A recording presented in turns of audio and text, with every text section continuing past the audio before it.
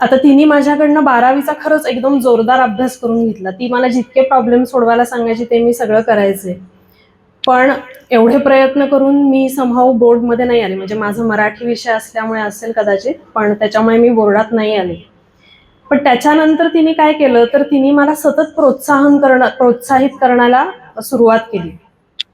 आणि ती मला नेहमी म्हणायची की तू बीकॉमला ना पहिली येणार आहेस. तर मला असं वाटायचं हे कसं शक्य आहे, म्हणजे की ठीक आहे अभ्यास मी करते पण बीकॉमला पहिली येणं वगैरे हे तर काही शक्य नाहीये.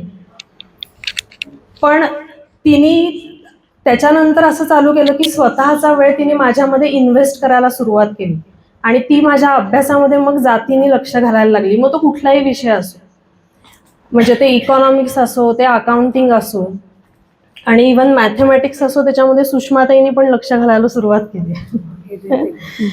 आणि मग असा खूप अभ्यास केल्यानंतर खरोखरीच बीकॉमला मला गोल्ड मेडल मिळालं आणि पुणे युनिव्हर्सिटीकडनं सत्कार वगैरे झाला. म्हणजे ते मला आश्चर्य होतं, पण ते गोल्ड मेडल मला मिळालं. तिच्या मार्क्स मध्ये आणि सेकंड जी मुलगी होती तिच्या मार्क्स मध्ये बरोबर 36 मार्काचा डिफरन्स होता, जो 12वीत पण होता.